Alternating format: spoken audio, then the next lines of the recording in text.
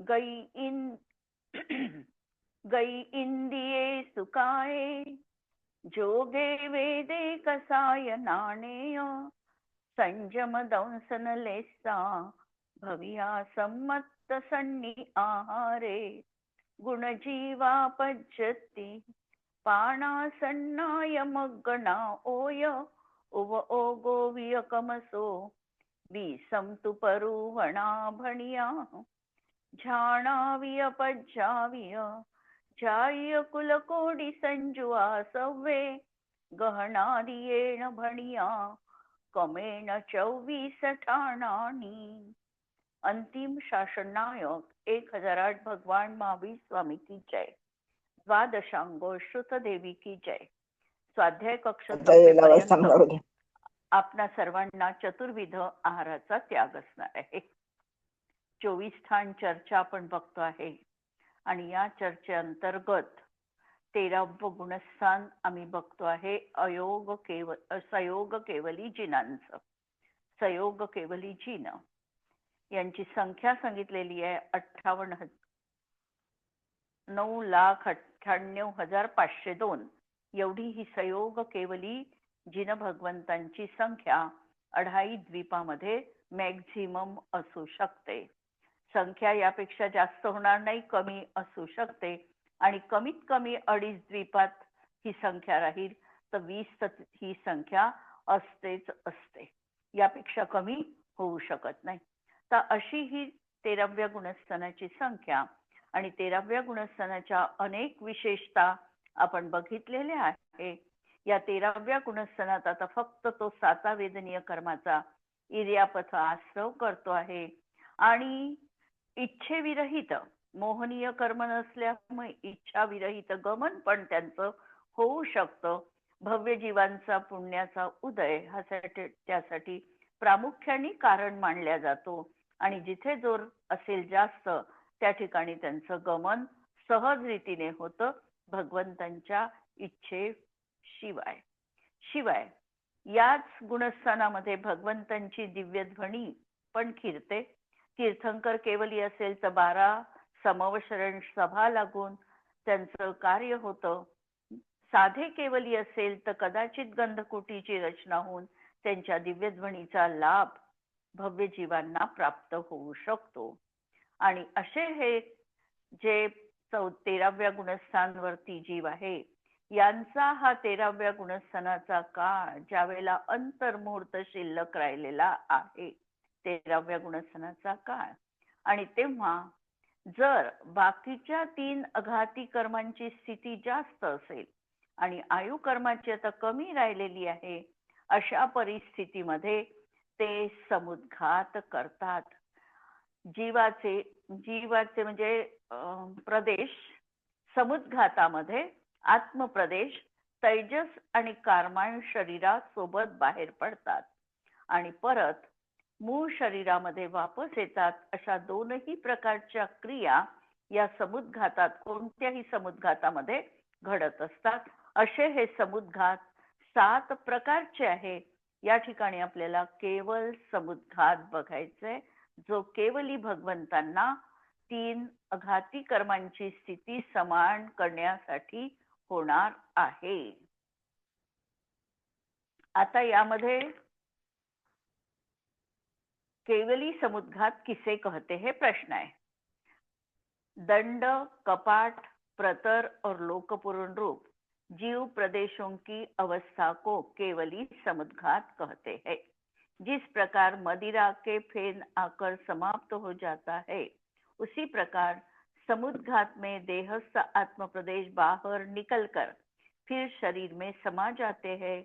ऐसा समुद्घात केवली करते हैं तो उसे केवली समुद्घात कहते हैं. म्हणजे आत्मप्रदेश हे फेन म्हणजे फेसाप्रमाणे बाहेर पण येतात आणि परत त्याच्यामध्ये विरून जातात. अशा प्रकारची ही प्रदेशांच्या विसर्पणाची आणि उद्घाताची प्रक्रिया आहे, ज्याला काय म्हटलेलं आहे, समुद्घात असं नाव दिलेलं आहे. केवली समुद्घात कितने समय तक होता है. केवली समुद्घातासाठी समय किती पाहिजे बा, तो केवली समुद्घात 8 समय में, दंड कपाट प्रतर लोकपुरण, नंतर प्रतर कपाट दंड आणि स्व शरीर प्रवेश.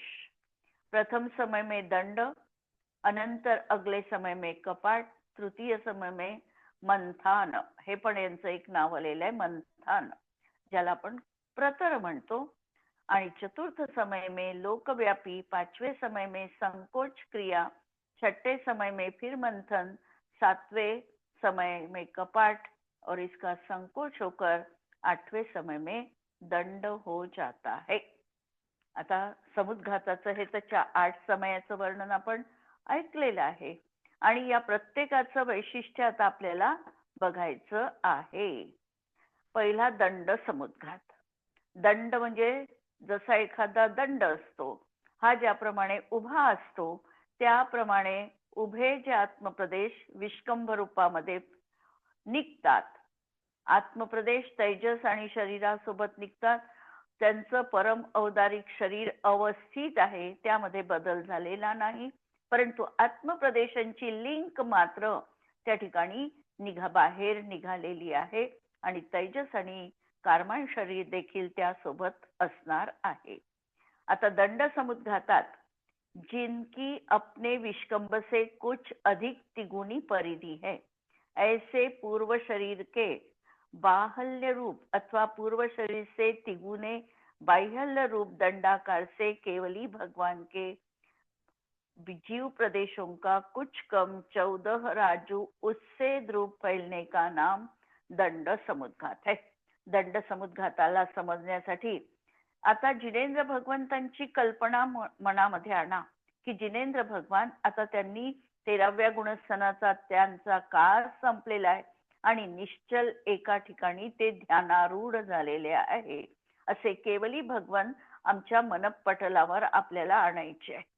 हे आणल्यानंतर आता एक तर त्यांचे 2च आसन सांगितलेले आहे. एक तर ते पद्मासनात असतील किंवा खडगासनात असतील. 2च आसनांमध्ये तीर्थंकरांची मुक्ती सांगितलेली आहे, म्हणून खडगासन असेल किंवा पद्मासन असेल. आणि जिनेंद्र भगवंत जे ध्यान करायला बसलेले आहे, एक तर ते पूर्वाभिमुख असतील किंवा उत्तराभिमुख असतील. 2 दिशेला त्यांचा चेहरा आणि अशा प्रकारे पद्मासनात किंवा खडगासनात ते विराजमान आहे. आता दंड अवस्थेमध्ये जे खडगासनामध्ये आहे त्यांच्या शरीर प्रमाण, म्हणजे जेवढं त्यांचं शरीर आहे त्या शरीर प्रमाणच रुंद आणि 14 राजूला काही कमी लांब असे आत्मप्रदेश उत्सेध रूपामध्ये फैलतात. आणि पद्मासनात असणाऱ्याच्या शरीराच्या तिप्पट रुंद, म्हणजे पद्मासनामध्ये त्यांच्या शरीराची 2 मांड्यांमधलं अंतर पाहून त्याच्या तिप्पट असे आत्मप्रदेश रुंद आणि लांब दंडाकार फैलतात. अशी ही अवस्था त्यांना का त्या ठिकाणी धारण करावी लागते? कारण त्यांना 3 अघाती कर्मांची स्थिती ही समान करायची आहे. अशा अवस्थेत 3 अघाती कर्माचा स्थितीचा असंख्यात बहुभाग तो नष्ट करतो. क्षीण कषायामध्ये राहिलेल्या अप्रशस्त प्रकृतींचा अनुभागाच्या अनंत अनुभागाला बहुभागाला नष्ट करतो. म्हणजे आता काही अप्रशस्त प्रकृती देखील त्यांच्या जीवनात विद्यमान आहे, तर त्या जर काही अप्रशस्त प्रकृती आहे, या अप्रशस्त प्रकृतींचा अनुभाग देखील हा त्या ठिकाणी बहुभाग रूपाने नष्ट करतो, अनंत भाग रूपाने नष्ट करतो. आणि अशा या अवस्थेत त्यांना त्या ठिकाणी आयु, कायबल, श्वासोश्वास आणि वचनबल हे 4 प्राण आहे. म्हणजे दंड अवस्थेत केवली भगवंतांना जे 4 प्राण सांगितले ते दंड अवस्थेमध्ये देखील 4च प्राण असतात. आणि त्यावेळेला त्यांचा जो काययोग आहे हा औदारिक काययोग असतो. अशा प्रकारची पहिली दंड अवस्था झाली की शरीराच्या तिप्पट, पद्मासनात बसले असते तर तिप्पट रुंदी आणि दंडाकार तर पूर्ण दोन्ही याच्यामध्ये, खडगासनात असेल तर रुंदी वाढणार नाही, शरीर आकारच रुंदी राहील आणि 14 राजूला काही कमी असा उत्सेद दोन्ही याच्यामध्ये त्यांना प्राप्त होतो. ही त्यांची दंड अवस्था आहे. आता दंड कपाट अवस्थेमध्ये काय होतं, तर दंड समुद्घातात सांगितलेल्याप्रमाणे बाहुल्य और आयाम के द्वारा पूर्व पश्चिम में वात वलय से रहित संपूर्ण क्षेत्र में व्याप्त करने का नाम कपाट है. कपाट जसं रुंदीत असतं त्याप्रमाणे आता हे थोड्याफार प्रमाणामध्ये रुंदीत पण गेलेलं आहे आणि अशा तऱ्हेने आजूबाजूला दक्षिण उत्तर पूर्व पश्चिम असे त्यांचे आत्मप्रदेश फैललेले आहे या कपाट समुद्घातात. म्हणजे कपाट समुद्घातामध्ये जाडीत कमी झालेले आहे, अजून जाडीत पूर्ण गेलेले नाही आहे, म्हणजे डेप्थ मध्ये पूर्ण गेलेले नाही, परंतु लांब आणि रुंद अशा प्रकारचे आत्मप्रदेश फैलतात. शरीर प्रमाण आहे म्हणून शरीराला थोडी खोली आहे, त्याच्या थोडं जास्त असे हे आत्मप्रदेश फैललेले आहे. लांबीत 14 राजूला कमी आणि रुंदीत 4-7 राजूला कमी असे 3 वातवलय सोडून यात वर्तमानात उदय येण्यायोग्य वेदनीय नाम गोत्रकर्माची स्थिती असंख्यात बहुभाग परत इथे पण नष्ट करतो. सत्ता स्थित अप्रशस्त प्रकृतीचा अनुभाग नष्ट करतो आणि या ठिकाणी औदारिक मिश्र कायोग त्यांना आहे. दुसरी ही कपाट अवस्था अशा प्रकारची झालेली आहे. कपाट अवस्थेमध्ये पूर्णतः आता खोलीमध्ये गेले नाही, वातवलयही अजून तेथे कायम आहे आणि 14 राजूला काही कमी आणि 7 राजूला काही कमी अशा प्रकारची त्यांची या आत्मप्रदेशांची अवगाहना झालेली आहे. तिसरा आहे प्रतर समुद्घात. यालाच आपण एक नाव दिलेलं आहे मंथन समुद्घात. प्रतर मध्ये काय होतं कि केवली भगवंत के जीव प्रदेशों का वात वलय से रुके हुए क्षेत्र को छोड़कर संपूर्ण लोक में व्याप्त होने का नाम प्रतर है. प्रतर मध्ये आता जी खोली होती त्या खोलीपर्यंत पूर्ण असे सर्वत्र 7 राजू खोली आहे आणि इथपर्यंत पूर्ण आत्मप्रदेश आता त्यांचे फैललेले आहे. फक्त ते 3 वातवलय, घनोदधी, घन वातवलय आणि तनु वातवलय, हे 3 वातवलय सोडून पूर्ण अशा 363 घनराजूत, म्हणजे ते 3 वातवलय सोडून एवढ्या याच्यामध्ये त्यांचे आत्मप्रदेश पूर्णतः प्रतर मध्ये फैललेले आहे. म्हणून यामध्ये खोलीत पसरले. वातवलयाला सोडून सर्व लोकात आत्मप्रदेश व्यापतात. याचेच दुसरे नाव मंथ समुद्घात असे आहे. कारण या क्रियेमध्ये अघाती कर्माच्या स्थिती आणि अनुभागाचं मंथन केलं जातं. मंथन हा शब्द घुसळणे या अर्थाने आहे. रवी मंथन करणारी, मथिका म्हणजे अशा प्रकारचा हा मंथन शब्द आहे आणि या सगळ्यांना स्थिती आणि अनुभागाचं मंथन इथे होतं. म्हणजे स्थिती आणि अनुभाग त्या ठिकाणी समान आणण्याचा प्रयत्न आहे. इथे तो जास्त मोठ्या प्रमाणात आहे आणि अशा रीतीने स्थिती आणि अनुभाग नष्ट होतो. याच्यामध्ये प्रतर मध्ये कारमान कायोग असतो आणि आयु आणि कायबल हे दोनच प्राण या ठिकाणी या प्रतर अवस्थेमध्ये मांडलेले आहे. आणि चौथा आहे आता शेवटचा लोकपुरण समुद्घात. घन लोक प्रमाण केवली भगवान के जीव प्रदेशों का सर्व लोक में व्याप्त रहने को लोकपुरण कहते हैं. लोकपुरण त्याला म्हटलं जातं की समुद्घातात आत्मप्रदेश तिन्ही वातवलयामध्ये आता पसरलेले आहे. जेव्हा जीव संपूर्ण लोक व्यापतो, जीवाचे प्रदेश एकूण असंख्यात आहे आणि लोकाकाशाचे प्रदेश देखील असंख्यात आहे आणि दोहोंचेही प्रदेश समान आहे. जेवढे लोकाकाशाचे प्रदेश आहे तेवढ्याच एक जीव राशीचे प्रदेश पण आहे. याचा अर्थ जर एकेका प्रदेशावर, आकाशाच्या एकेका प्रदेशावर जीवाचा एक एक प्रदेश जर स्थिर झाला तर त्यांनी पूर्ण लोकाकाश व्यापलेला राहील. म्हणजे लोकाकाश आणि हा जीव अशा प्रकारची समान राशी त्या ठिकाणी आपल्याला प्राप्त होणार आहे. म्हणून जेव्हा जीव संपूर्ण लोक व्यापतो तेव्हा त्याचे मध्य 8 प्रदेश मेरू पर्वताच्या खाली चित्रा पृथ्वीच्या वज्रमय पटलामध्ये प्रथमतः स्थित होतात. हे काय आहे तर हा जो चित्रा पृथ्वी सांगितलेली आहे आणि त्याचं जे वज्रमय पटल सांगितलेले मेरू पर्वताच्या खाली चित्रा पृथ्वी आहे आणि इथे जे 8 आत्मप्रदेश सांगितलेले आहे हे 343 घनराज्यूचे 8 मध्य प्रदेश आहे.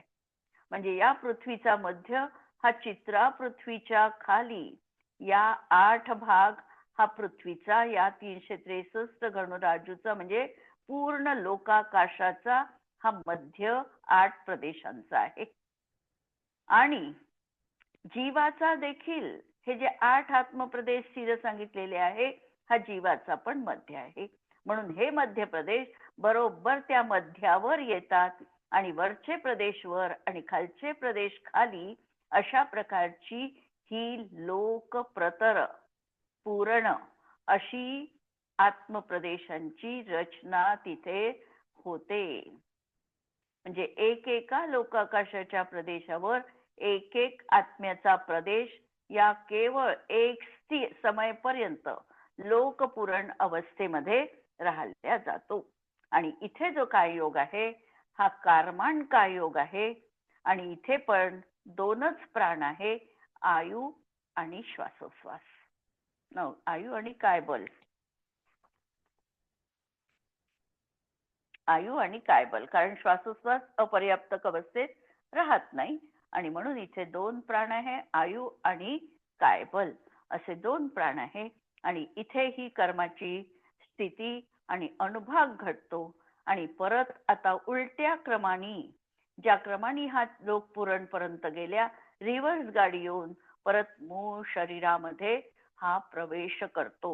परत या 4 समयात विपरीत क्रमाने संकोच करून मूल शरीर प्रमाण स्थित होतो. अशा प्रकारे 8 समयामध्ये यांचा हा कर्मा केवल समुद्घात घटित होतो. आणि केवल समुद्घात घटित झाला याचा अर्थ आता 4 अघाती कर्मांची स्थिती समान झाली किंवा 3 अघाती कर्माची स्थिती आयु प्रमाण झाली. अशा प्रकारे हा कर्माला त्या ठिकाणी अनुभाग स्थितीबंध कमी करून पूर्ण मूळ स्थितीवर आणून याचा केवली समुद्घात त्या ठिकाणी समाप्त होतो. बरं आता क्लिअर इथे झाली आहे? नाही एक मिनिट मला इथे शंका येते की हम्म. शंका म्हणजे हेच आहे की इथे आता 2 प्राण आहेत. आता तो हो, पुढे परत मूळ परत शरीर 4 प्राण. प्रमाण उलट जातो. तर 4 मग त्याला प्राण. 4 हो, प्राण येतील का? कारण आता इथे तो हो. मनोयोगाचा नंतर वचनयोगाचा पूर्ण निरोध करत आहे. तर मग वचनबल कसं राहील? नाही, अजून निरोध केला नाहीये. अजून नाही. निरोध केला आता तो नाहीये. परत येईल की नाही वापस आता? नाही. आता हे मूळ लोकपूर्ण शरीरात झालं. आल्यावर परत 4 प्राण त्याचे होतील. अच्छा. आणि 4 प्राण झाल्यानंतर आता त्याची सूक्ष्म क्रिया प्रतिपाती हे ध्यान करेल आणि हे सगळं निरोध करत जाईल. तोपर्यंत नाही, 4 प्राण परत त्याला लावायचेच नाही इथे मूळ आता शरीरात. तुम्ही जे सांगितलं कार्ययोग सूक्ष्म कार्ययोगाचा हो. किंवा सूक्ष्म श्वासोश्वासाचा निरोध करतो. नाही. तर अजून हं? ते पुढे ती नाही. प्रक्रिया. म्हणजे आता पुढे हे पहा. म्हणजे मी तेच म्हणते उलट जेव्हा येतो तो आता लोकपूर्णामधून हा. प्रतरामध्ये येईल आणि प्रतरामधून असं जाईल. मग तिथेही हो. काय घडेल? परत 4 प्राण तिथे येतील. परत 4 प्राण घ्यायचे. तिथे परत हां. 4 प्राण घ्यायचे. परत त्याला मिश्र काययोग आणि नंतर हां. औदारिक काययोग लावायचा. हां, औदारिक हां. काययोगापर्यंत परत आपली रिव्हर्स गाडी आली. म्हणजे प्राण परत जैसे ते 4 होतील. हो. बरं. आणि नंतर आता ती प्रक्रिया आहे ती 13व्या शुक्ल ध्यान 3ऱ्या शुक्ल ध्यानाची सूक्ष्म क्रिया प्रतिपातीची. हं. आणि ती प्रक्रिया कशी आहे की पहिल्यांदा बादर काय योग आहे. बादर काय योगानी तो बादर मनोयोगाचा निरोध करतो. नंतर बादर काय योगानीच बादर वचन योगाचा निरोध करतो. नंतर बादर श्वासोश्वासाचा निरोध करतो. नंतर बादर काय योगाने बादर काय योगाचा निरोध करतो. ही पहिल्यांदा बादर काय योगाचं अवलंबन घेऊन ह्या 4 स्टेप्स तो पूर्ण करतो. नंतर सूक्ष्म काय योगाने सूक्ष्म मनोयोगाचा, नंतर सूक्ष्म वचन योगाचा, सूक्ष्म काय योगाने सूक्ष्म श्वासोश्वासाचा निरोध करतो आणि परत संपूर्ण काय योगाचा निरोध करतो. अशा प्रकारे ही सूक्ष्म क्रिया प्रतिपाती, हे ध्यान म्हणा किंवा हे सगळं शरीर जे आहे ते सूक्ष्म करण्याची प्रक्रिया, शरीर सूक्ष्म करण्याची प्रक्रिया म्हणजे योगाला सूक्ष्म करण्याची प्रक्रिया आहे ही. शरीर तर ऍज इट इज राहणार आहे, त्याच्यामध्ये काही कम अधिक होणार नाहीये. तर हा जो त्याचा योग आहे, योगाचा जो परिस्पंदन होत आहे, या परिस्पंदनाला कमी कमी कमी करण्याची ही सगळी त्याची प्रक्रिया आहे. आणि म्हणून सूक्ष्म काय योगामध्ये आता शरीराचं हलनचलन आहे सूक्ष्म काय योगाच्या माध्यमातून, पण अत्यंत कमी झालेला आहे, त्याचा वेग कमी झालेला आहे. ज्याप्रमाणे आपण एखादा चक्र असतो, चक्र फिरवत आहे आणि ते फिरवल्याला गती द्यायला आपण बंद केली, पण गती देताना बंद केल्यानंतर देखील ते चक्र काही काळापर्यंत जसं फिरत फिरत हळूहळू कमी कमी कमी कमी होत एकदम थांबेल. त्याप्रमाणे इथे कमी होण्याची प्रक्रिया आहे आणि जेव्हा थांबण्याची प्रक्रिया होईल तेव्हा त्याचं अयोग केवल गुणस्थान होईल. म्हणून याला इथपर्यंत त्यांनी या 13व्या गुणस्थानामध्ये सूक्ष्म क्रिया प्रतिपाती या ध्यानानी अशा प्रकारची ही योगाची जी काही प्रक्रिया आहे ती अत्यंत सूक्ष्म केलेली आहे. पण लक्षात ठेवायचं की इथे पण गती आहे, अगदी स्लो झालाय, थांबण्याच्याच बेतात आहे पण थांबलेलं नाही, योग आहे तोपर्यंत. ठीक आहे.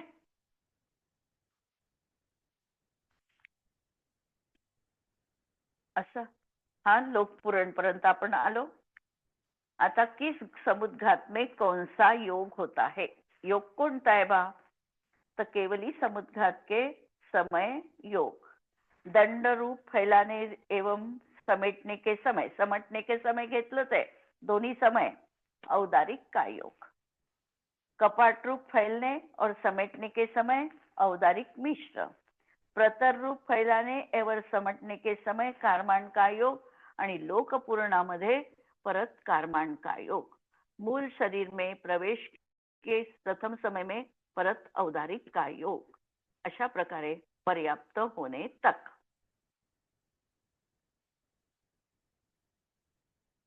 ठीक आहे, इथपर्यंत क्लियर आहे. आता जिन केवल इनकी कभी भी देशना नहीं होती है तो क्या उनके वचन योग बनता है?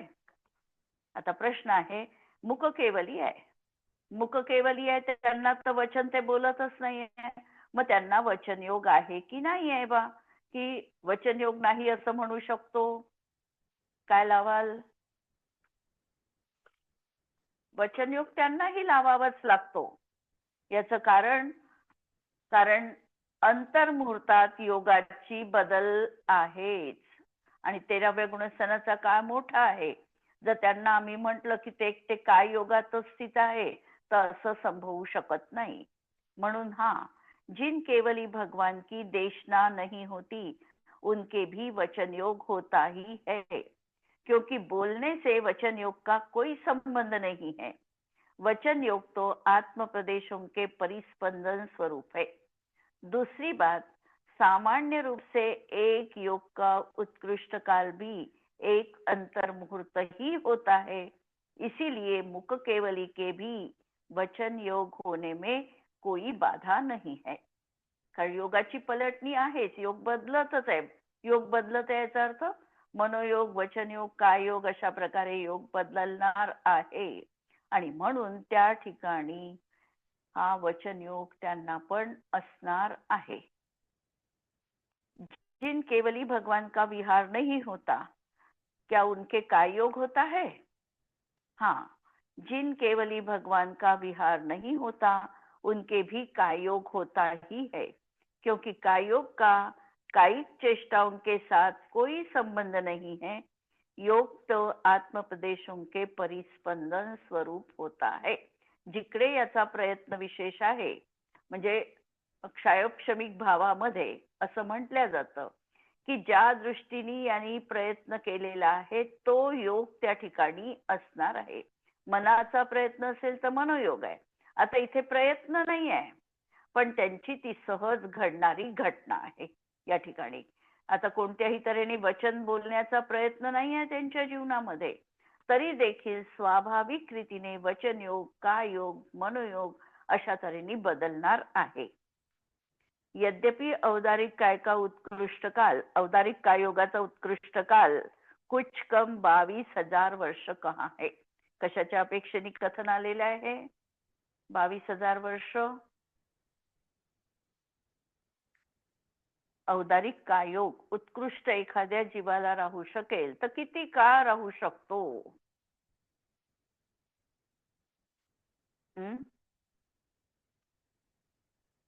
कारण औदारिक कायोगवाले कोण राहतील तर एकेंद्रिय जीव जे आहे ते औदारिक कायोगवाले राहतील, है ना.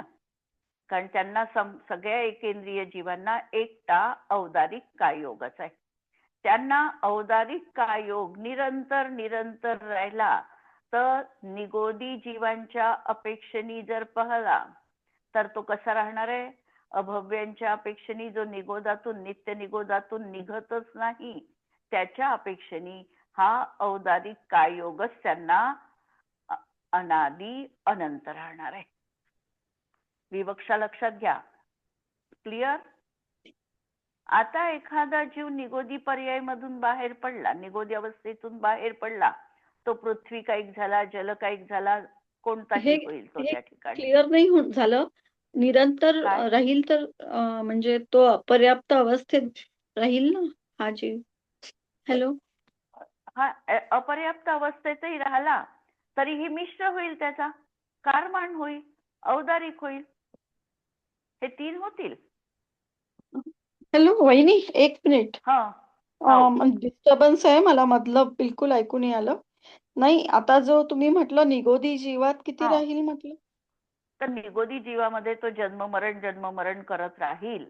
तर औदारिक मिश्र आणि कारमान असा राहू शकेल त्याचा. पण राहील तर औदारिकाचा याचाच भेद, म्हणजे त्याच्यातून तो बाहेर नाही पडणार, हे राहू शकेल त्याचे. पण आता मिश्र पण आहे, कारमान पण आहे की नाही? हो, मिश्र पण आहे, कारमान पण आहे. हा या अपेक्षेने तिथे पाहावं लागेल. 22,000 काय मग याचं घेतलं का? आणि 22,000 आपण एकेंद्रिय जीवाची पृथ्वी कायिकाची आयुष्य एकूण किती सांगितलंय मॅक्झिमम? खरं पृथ्वीचं 22,000 वर्ष. म्हणजे एखादा जीव जर एकेंद्रिय पर्यायी त्यांनी 22,000 वर्षाचं पृथ्वी कायिकाचं आयुष्य धारण केलं. बाकीच्यांचं आयुष्य इतकं नाही आहे.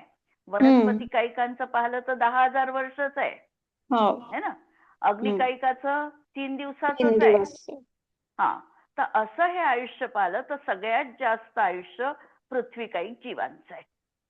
मग आता एखादा जीव जर पृथ्वीकायिक झाला आणि 22,000 वर्षाचं त्यांनी आयु धारण केली तर त्याला औदारिक कायोगच राहील ना पूर्ण आयुष्यभर. म्हणून त्याचा लगातार पाहिला तर तो 22,000 वर्षाचा काळ येईल. पण आता इथे समजा एखाद्या तीर्थंकरांनी म्हणजे आता हे जे औदारिक कायोग राहील की नाही, जेव्हा ते समशरणात उपदेश करतात किंवा जो त्यांचा काळ आहे तर तो मॅक्सिमम आता अंतर्मुहूर्त मॅक्सिमम योगाचा काळ.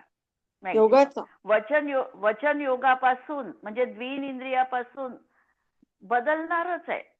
द्विनिंद्रियापासून वचन योग अंतर्मुहूर्त. तीर्थंकरांचं बघितलं तर तीर्थंकरांचाही योग जोपर्यंत आहे तोपर्यंत योगाचा अंतर्मुहूर्तापेक्षा काळ जास्त नाही. औदारिक कायोग नाही राहणार. औदारिक राहील ना. हो, मग तोच विचारते मी, तो मॅक्सिमम किती राहू शकतो? नाही, अंतर्मुहूर्तच.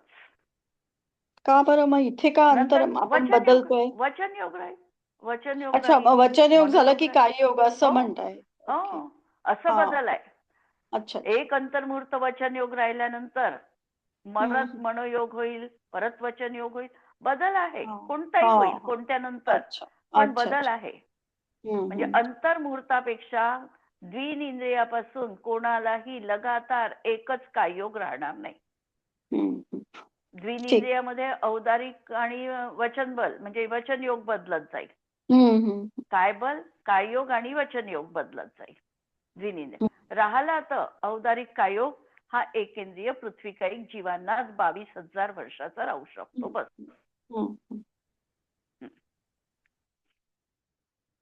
म्हणून यद्यपि औदारिक काय योग का उत्कृष्ट काल कुछ कम 22,000 वर्ष, आणि कुछ कम कोणते घेतले? विग्रहगतीचा आणि नंतर मरण. विग्रहगतीचा तेवढाच सोडला तर 3 समयाचा एवढा हा त्याचा 22,000 वर्षाचा राहू शकतो. एकेंद्रिय में पृथ्वी कायिक जीवों के ही बनता है, द्विनिंद्रिय जीवों के भी वचन योग का उत्कृष्ट काल अंतर मुहूर्त मात्र ही होता है. आणि द्विनिंद्रियापासून कोणत्याही जीवाचं लावायचं तर आता वचन योग सुरू झालेला आहे त्यांना.